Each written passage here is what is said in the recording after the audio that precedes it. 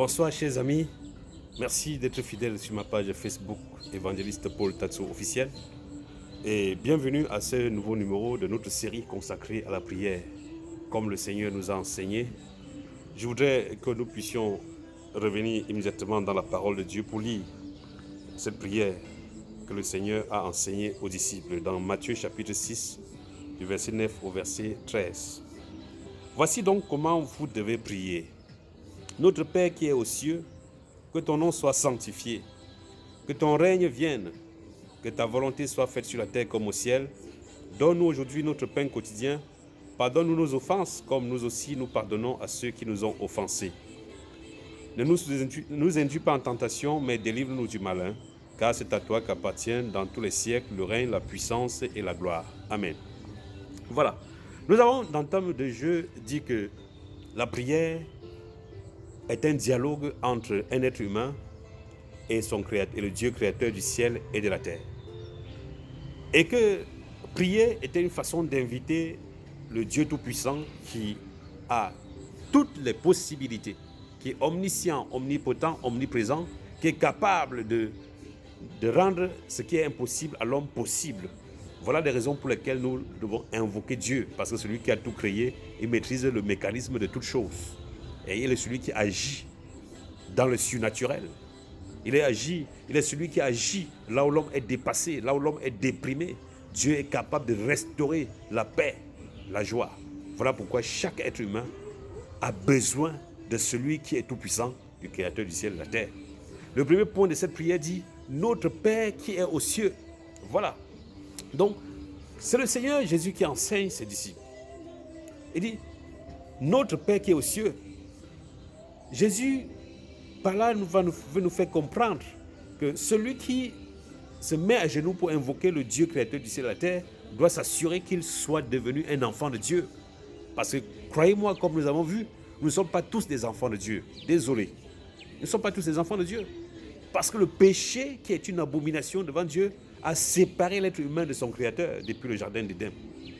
Mais, parce que Dieu nous aime, il a envoyé son Fils Jésus-Christ, qui est venu prendre la place de l'homme à la croix de Golgotha, afin que celui qui invoque son nom, celui qui le reçoit, celui qui l'accepte comme son Seigneur et son Sauveur personnel, devienne enfant de Dieu. Vous pouvez lire cela dans Jean chapitre 1, verset 12. Donc, point numéro 1, nous devons nous assurer que Dieu soit notre Père, pour pouvoir l'invoquer de façon légitime. Que ton nom soit sanctifié. Notre Père qui est aux cieux, que ton nom soit sanctifié. Deuxièmement, quand nous devenons enfants de Dieu, nous devons veiller à ce que le nom du Seigneur ne soit pas prononcé en vain lorsque nous nous approchons de lui. Nous devons nous préoccuper du fait que son nom doit être préservé saint. Comment le faire? En s'assurant que nous-mêmes, notre vie puisse honorer Dieu par la sainteté, la sanctification. Nous devons nous éloigner de tout ce qui est impur, parce que la lumière ne cohabite pas avec les ténèbres. Parce que chaque fois que nous nous approchons de Dieu avec des choses impures en nous, telles que la jalousie, la haine, le manque de pardon, les querelles, l'immoralité dans toutes ces dimensions, si nous gardons cela sans confesser, sans permettre que le sang de Jésus nous purifie et nous délivre de ces péchés, nous serons en train de prononcer le nom du Seigneur en vain. Donc notre prière doit être que notre vie puisse honorer le Seigneur, afin que son nom ne soit pas prononcé en vain lorsque nous le prions. Que ton règne vienne. Le règne de Dieu doit s'établir sur la terre comme elle l'est déjà au ciel. Dieu règne au ciel. Mais nous avons un imposteur qui règne dans le monde depuis sa chute, Satan. Mais Jésus est venu afin de délivrer les hommes qui sont pris en captivité par Satan. Jésus est venu nous délivrer l'humanité pour que l'humanité puisse mener une vie libre, une vie de liberté, une vie de gloire. La Bible dit, vous connaîtrez la vérité et la vérité vous rendra libre. Voilà pourquoi Jésus est venu. Donc Dieu doit régner dans ma vie, dans la vie de celui qui l'invoque. Et notre préoccupation en tant que disciple de Jésus, en tant qu'enfant de Dieu, en tant que chrétien, doit être que le règne de Dieu s'établisse dans le monde entier pour reconquérir le monde qui est sous la domination de Satan, le malin, le méchant. Et Satan ne vient que pour détruire, pour égorger et pour voler.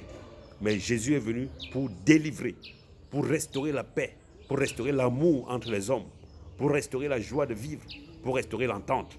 Et ce doit être le but Ça doit être l'objectif de tout chrétien né de nouveau, engagé et qui invoque Dieu. Que ton règne vienne. Dieu doit régner dans notre vie. En plus, c'est lorsque Dieu règne dans une vie qu'il peut exercer son autorité pour exaucer la prière élevée par cette vie-là.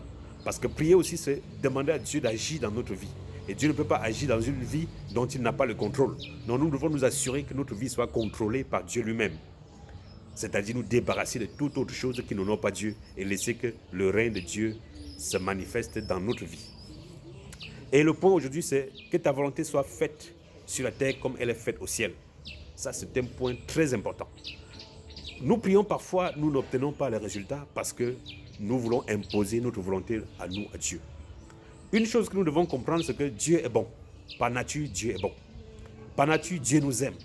Par nature, Dieu connaît ce qui est bon pour nous.